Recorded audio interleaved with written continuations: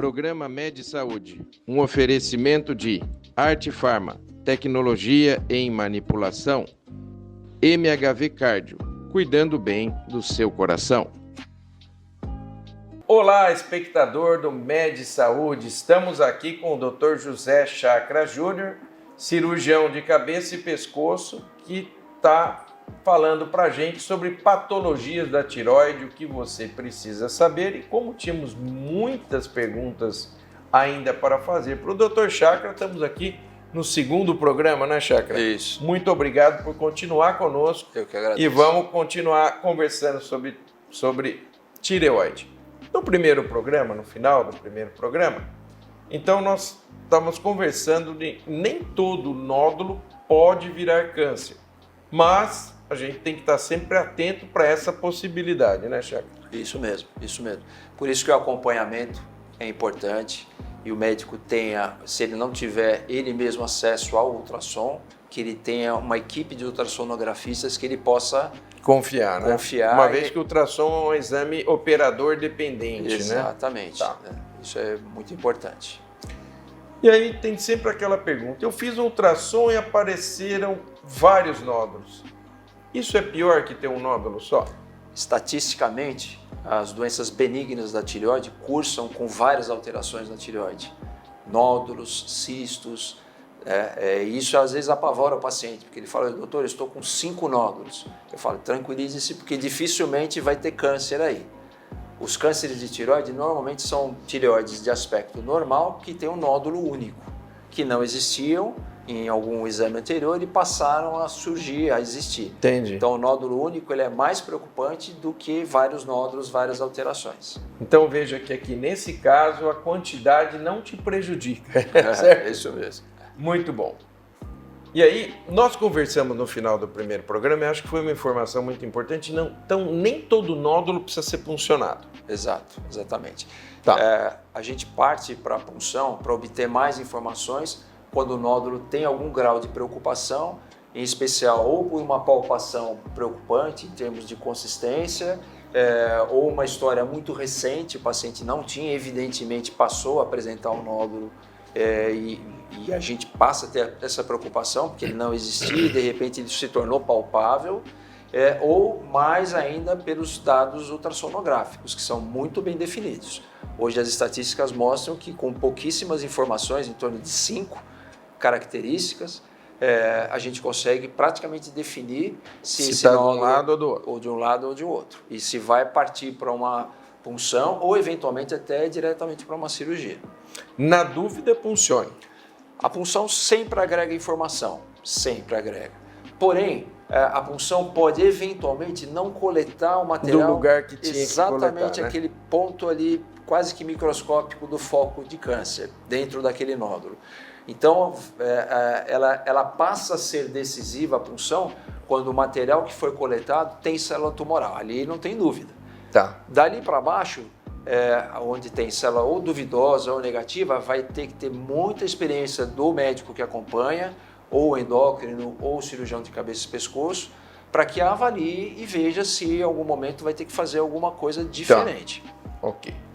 Se tiver que operar, quais as possibilidades? Então vamos agora começar a entrar no nosso campo. Vamos falar de cirurgia. Que é o que é legal. Certo.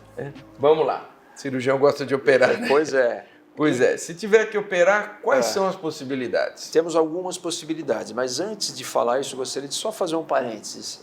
Às vezes as pessoas acham que o cirurgião de cabeça e pescoço, ele vai sempre com a meta de operar. Pelo contrário, o cirurgião de cabeça e pescoço, como ele sabe as agruras de uma cirurgia, a responsabilidade de tudo aquilo, a gente faz de tudo para não operar. Então, assim, esse conceito que eu tenho nódulo, se eu for ao cirurgião de e ele cabeça vai e pescoço, querer me operar? Não, isso aí realmente é uma visão errada, até porque o fato de você ser cirurgião permite com que você saiba o outro lado da moeda, né? Exato. Que nem sempre tudo que a gente quer fazer cirurgicamente é possível, nem sempre é execuível e nem sempre a gente consegue o resultado que a gente queria quando propôs, né? Exatamente, exatamente. E isso é uma coisa que o cirurgião vive muito no dia a dia. Isso. E a gente que gosta de operar, se pudesse ficar dentro de um centro cirúrgico o dia inteiro, ficaríamos.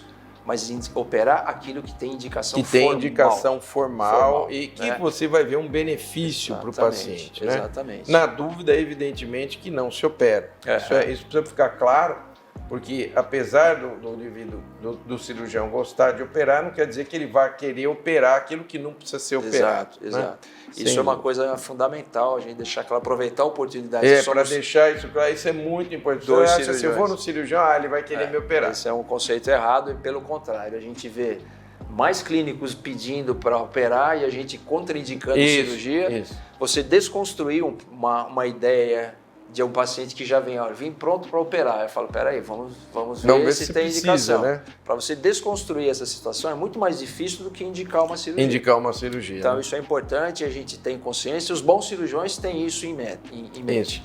Né? E a gente pratica isso no nosso dia a dia. Tem aquele ditado, né, Chakra, que a gente demora 10 anos para saber quando operar e demora 20 para saber quando não operar. Exatamente. Né? Ou seja, o cirurgião com uma certa experiência, ele não tem que saber quando operar, mas ele tem que saber muito bem quando não operar. Exatamente. Né? Eu acho que isso é o mais importante.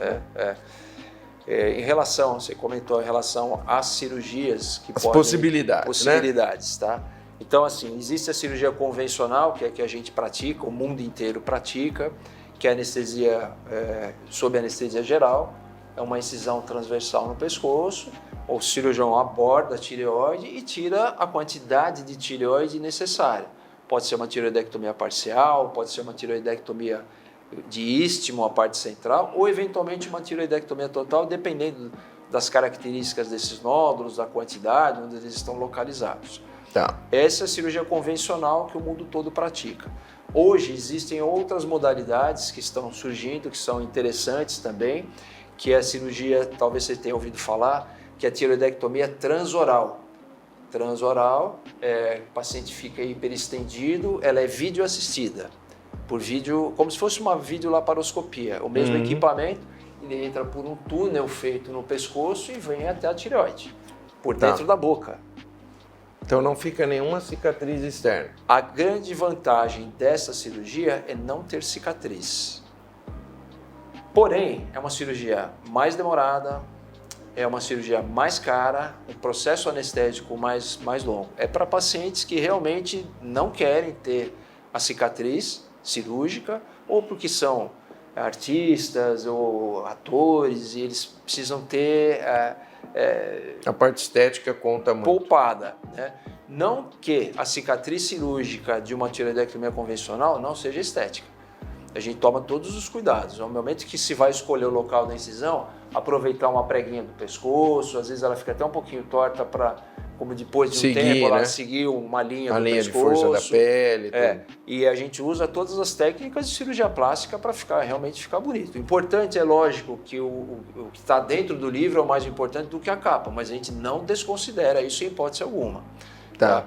E às vezes, na maioria das vezes, as cicatrizes cirúrgicas incomodam mais ao cirurgião do que ao próprio paciente. A gente fala, poxa, eu caprichei tanto, tomamos todos os cuidados com a cicatriz e ela ficou um pouquinho aparente. Eu gostaria que ela tivesse ficado desaparecida. Mas também depende muito da cicatrização de cada paciente. É individual. Né? O processo inflamatório que acontece ali para digerir o fio, tudo mais. Alguns pacientes têm tendência queloide, outros não. Enfim, aí entra em jogo uma série de situações. E você acha, agora, para você, na tua experiência, você consegue a mesma abordagem e a mesma segurança fazendo por dentro transoral do que abrindo? Quem vai fazer a transoral vai ter que ter um treinamento específico para aquilo. Tá. Ele acaba fazendo basicamente daquela forma. Tá. Porque ele tem um campo de visão muito mais iluminado, que tem uma iluminação própria, ele tem uma visão muito boa, porém é uma visão super restrita.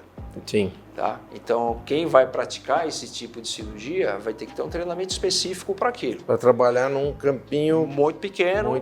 E assim, mas a cirurgia convencional, que é o que o mundo todo pratica, ela é ampla, ela tem uma visualização muito boa do campo. Você tem domínio do que tá ali, né? Consegue visibilizar muito bem as paratireoides, os nervos que inervam as cordas vocais são fundamentais. Esse também é um senão na cirurgia, que a gente tem sempre que alertar o paciente, né? São os dois grandes riscos da cirurgia, Sim. as paratireoides e a inervação que inerva as cordas vocais. Sim, né? eu tinha um professor que falava assim, cuidado que senão o paciente não terá palavras para te agradecer a cirurgia. Pois é.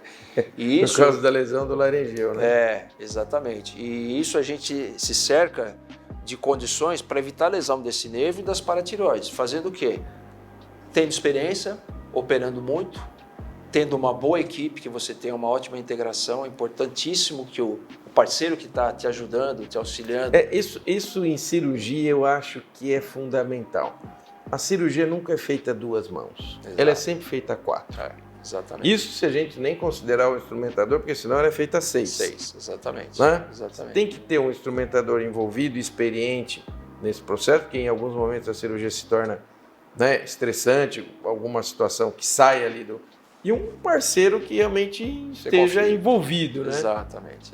Não é um segurador de fio, é literalmente um colega que está operando a 4 mãos, né? Dedicado àquilo.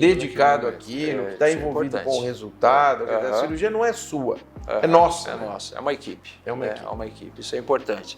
E assim, graças a Deus, a gente tem uma equipe muito boa, nosso índice de complicação é baixo, como tem que ser, né? Um cirurgião experiente tem que ter índices baixos de complicação, mas a verdade é que ninguém está isento de ter uma complicação. Claro. Quem se propõe a fazer, corre o risco de ter algum problema, mesmo em mãos muito experientes. Isso é importante ficar bem claro. Né? Mas a gente, a equipe se cerca de todas as melhores condições possíveis de trabalho, de disposição, sem pressa. É um trabalho artesanal, né, Volpi? Sem dúvida. Que tem horário para começar, não tem horário para terminar. O né? cirurgião é um artista, cara. É verdade. É um artista. Não saia daí. Já já nós voltamos com o Dr. José Chacra Júnior. O bate-papo está maravilhoso sobre patologias da tireoide. É um minutinho. Já voltamos.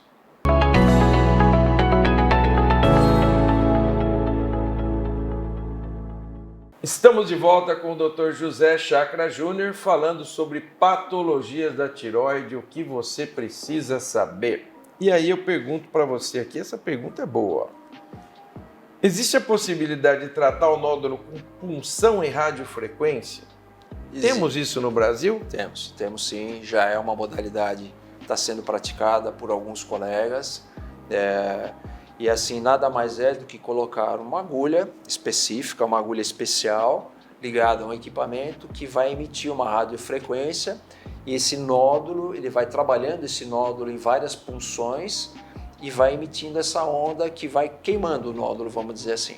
Tá. Ele acaba fazendo uma queimadura uma mesmo. Uma ablação ali, né? Exatamente, essa palavra, ablação. Tá? O inconveniente é que você não vai ter material histológico para saber o que era aquilo. Suficiente. Você não vai tirar um nódulo e mandar para análise, porque o nosso padrão ouro é a histologia, é tirar o nódulo, fatiar... Ter o nome, RG e CPF da célula. Exatamente, e saber com o que nós estamos lidando.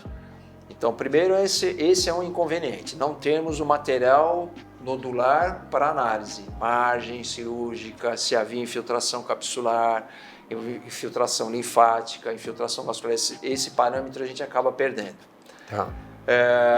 E o outro é que o nódulo vai continuar lá, queimado, mas vai continuar lá dentro. Então, assim, é um procedimento interessante, existe um público-alvo para isso, que não podem, por exemplo, ser submetidos à cirurgia convencional, por algum motivo, então vai para um procedimento mais tranquilo, vamos dizer assim, pode ser feito até com sedação e anestesia local, ambulatorialmente, o paciente vai embora no mesmo dia. Porém, ele vai continuar com o nódulo ali, após esse procedimento, vai continuar e a gente perde o parâmetro ultrassonográfico que a gente vem falando esse da evolução. Você já mudou toda aquela perdeu completamente. Mas é uma modalidade que tem sido praticada sim no Brasil. Todo câncer deve ser operado ou tem algum câncer que pode ser acompanhado? Câncer de tireoide é um câncer que tem uma evolução, na maioria das vezes, é importante deixar claro, existe o carcinoma anaplásico e o carcinoma medular, que são carcinomas mais graves de tireoide, que dão metástases, dão infiltração local. Esses são principalmente o carcinoma anaplásico, esse é um tumor mais difícil de lidar. Porém, o carcinoma papilífero, que é o mais frequente, que é o que a gente mais encontra, acima de 90% dos casos, é um tumor de evolução muito lenta, muito tranquila. Então já existem grupos no mundo, inclusive alguns grupos no Brasil, que fazem acompanhamento desses microcarcinomas, que são nada mais que carcinomas abaixo de 1 centímetro. Que a punção mostrou que tem uma categorização alta, Bethesda 5 ou 6, tem célula neoplásica presente, fechou o diagnóstico de câncer, que seria indicação para uma cirurgia, né? Você não poderia fazer uma tireoidectomia parcial e tirar isso do cara? Pois é isso que a gente pratica, mas esses grupos têm tentado estudar para ver como é o comportamento desses nódulos ao longo dos anos e como o paciente se relaciona com o médico e com o próprio nódulo nessa expectativa. Eu não vejo assim. No Brasil, eu acho que a gente não tem sangue frio para isso, nem o cirurgião e muito menos o paciente. Na minha opinião, eu não sou cirurgião de cabeça e pescoço, mas isso é cutucar a onça com o dedo para ver se ela morde. Claro que ela morde. A gente indica. A grande dúvida hoje a grande discussão hoje, tireoidectomia parcial ou total. Tiramos a tireoide toda ou tiramos só o lado afetado? Então essa é a discussão que volta... E pessoalmente, o que você prefere? 20 anos atrás, a gente praticava tireoidectomia parcial para nódulos até 2,5 centímetros, falando em câncer, carcinoma de tireoide até 2,5 centímetros, parcial. Depois de 20 anos para cá, começamos a discutir que talvez fosse interessante tirar a tireoide toda, porque poderia haver focos do outro lado, o que é uma coisa rara do outro lado da tireoide, né? E temos a possibilidade de fazer um tratamento complementar com radiodo, que é um tratamento que vem após a tireoidectomia total, que só pode ser feito com a tireoidectomia total. Não pode ter tecido tireoidiano para fazer esse tratamento posterior. Tá? Então, por isso que a tireoidectomia parcial impossibilitava esse segundo tratamento. Então a gente vem praticando há muitos anos a tireoidectomia total. Mesmo que tenha um nódulo bem localizado, tira tudo. E aí agora o que está em discussão? Estamos voltando aos 20 anos atrás. Tá. Vendo que nódulos pequenos, com bom comportamento, que não tem invasão capsular, que assim, teoricamente vão ter um comportamento muito tranquilo, basta uma tireoidectomia parcial e fazer o acompanhamento do lado remanescente. Isso é tranquilo. Não, é totalmente diferente da vigilância ativa, como a gente estava falando, de ter um câncer e não fazer nada e ficar acompanhando. Tá? Totalmente diferente. Você foi lá, tirou o lado afetado com o nódulo, sobrou um lado bom que a gente vai acompanhar. Tá. E dificilmente ele pode dar problema porque aquele nódulo que a gente optou por fazer parcial, ele era muito pequeno, muito favorável para esse tipo de conduta. Então isso é importante sim a gente ter isso em mente. Então dá para tirar com segurança, seguir tudo certo. Exatamente. Vida que segue. E aí, depois dos riscos nós já conversamos, como é que é a recuperação pós-cirurgia de tireoide? Vai depender da extensão. Uma cirurgia parcial, uma tireoidectomia parcial, a recuperação é mais rápida e muito boa. A total já requer um pouco mais de cuidado, porque existe o risco do hipoparatireoidismo, porque a gente lidou com as 4 paratireoides, às vezes elas não retomam a função e elas podem dar um trabalho nesse sentido, a gente tem que fazer reposição com cálcio por um período, e o paciente então ele sofre um pouco mais. Há quem diga que a tireoidectomia total pode ser até uma nova doença, mas a gente operando bem e fazendo um bom acompanhamento, isso não acontece. Tá? Então, assim, a recuperação em geral é 1 semana de afastamento do trabalho, 15 dias o paciente volta já a alguma atividade física, ele já pode voltar a fazer uma caminhada, algumas coisas, as coisas de casa, do dia a dia, e após 1 mês volta à atividade plena, a fazer atividade de academia sem restrição nenhuma. Isso tanto para parcial quanto para total. E a questão de radioquimioterapia pós-cirurgia de neoplasia tiroidiana?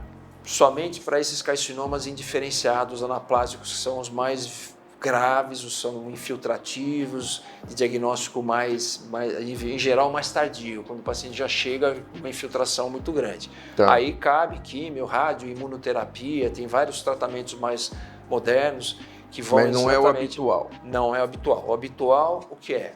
É a cirurgia, o padrão. cirurgia, que pode ser parcial ou total, dependendo do nódulo, seguida ou não de radioiodoterapia, que é o padrão ouro para o tratamento curativo da doença tiroidiana. E agora um pouco do Dr. Chakra para todo mundo conhecer. Por que você escolheu fazer cirurgia de cabeça e pescoço? Quando que foi essa escolha? Quem foi o seu mentor? Como é que você chegou a ser esse profissional de tanto gabarito que a gente conhece? Obrigado. Eu fiz 5 anos de residência em cirurgia geral, tá? Na verdade 3 anos em cirurgia geral e mais 2 em cabeça e pescoço. Tá. Eu fiz no Hospital Heliópolis, em que o serviço de cabeça e pescoço era muito forte, é muito forte ainda. Tá. E os médicos da equipe eram médicos ligados ao Dr. Jorge Fairbanks Barbosa, que foi um dos médicos que trouxe a especialidade ao Brasil. Não existia. Quem fazia cabeça e pescoço era o cirurgião geral. Tinha alto índice de complicações, era o que eles podiam fazer na época, né? Certo. Muita paralisia de corda vocal, sangramento.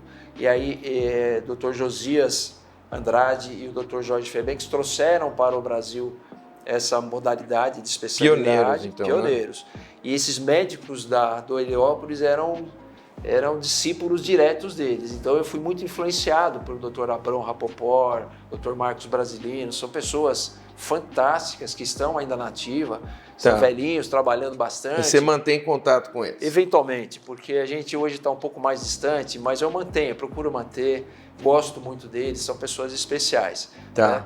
E eles já estão mais pro lado da aposentadoria, a gente está mais nativo, então acaba perdendo um pouquinho o contato, mas eles foram grandes influenciadores nessa escolha. Além do que, é uma especialidade que requer muita técnica e quem gosta de operar, quer operar a coisa mais difícil. Né? Sim, é sempre um desafio. É um desafio, o cirurgião que gosta cardiovascular, né? O cirurgião de cabeça e pescoço, acho que a gente acaba pegando esses casos mais delicados. Eu costumo dizer, Chakra, que no pescoço cada milímetro tem um dono, né? Porque tudo passa por aqui e tá tudo comprimidinho ali, né? Ou seja, ali não tem um lugar que não tem um dono, né? Por isso que as lesões de pescoço traumáticas, sejam por arma branca, por tiro ou por trauma direto, são sempre muito graves. Tá? E para isso que a gente tem os reflexos, né? Quando a gente vai tomar um impacto, alguma coisa, a gente já dobra a cabeça contra o tórax para proteger. Então já é reflexo nosso isso. Né? Que foi adquirindo ao longo da evolução da espécie, da evolução humana. Né? E Chakra, me diga uma coisa, agora que estamos caminhando para o final, que mensagem você deixaria para alguém que quer fazer cirurgia de cabeça e pescoço? Você que é um profissional gabaritado, experiente, com sucesso, alguém que está nos assistindo, que está pensando, puxa, gostei, estou pensando em fazer cirurgia de cabeça e pescoço, que mensagem você deixaria para essa pessoa? Eu digo o seguinte, se você está com alguma tendência a fazer cabeça e pescoço, faça, porque é uma especialidade fascinante, ela requer muita técnica, requer conhecimento, requer dedicação. É artesanato, como a gente fala, e eu posso dizer, na minha área, a gente tem horário para entrar, não tem horário para sair. Tem que ter prazer de operar. São cirurgias enormes, né? As suas também são. Né? Então a gente sabe que o cirurgião tem que gostar de estar no centro cirúrgico, ele tem que gostar do paciente, ele tem que ser empático com o paciente. O médico que não sofre com o sofrimento do seu paciente, ele não pode ser médico. A gente não pode ficar doente por conta de uma doença de alguém, a gente tem que saber exatamente separar esse momento, mas o médico que ele perde a capacidade de empatia, ele perdeu o sentido de ser médico. Sem dúvida, você tem razão. E como a minha área é uma área ligada muito à oncologia, não só a tireoide, a câncer de boca, câncer de garganta, câncer de face, desfigurantes, o médico tem que ter muito essa vocação... Humanismo, né? De querer acolher, de ouvir com calma, né? E tratar com carinho o paciente. É isso aí. Estivemos aqui com o meu grande amigo José Chakra Júnior, cirurgião de cabeça e pescoço, mestrado pelo Hospital Heliópolis, que deu um show para a gente sobre patologias da tireoide, o que você precisa saber. Tenho certeza que você aprendeu muito com esse programa. É isso aí. Nós esperamos você semanalmente. Programa Med Saúde, canal 25 ou 525, NET, o seu encontro semanal com a saúde.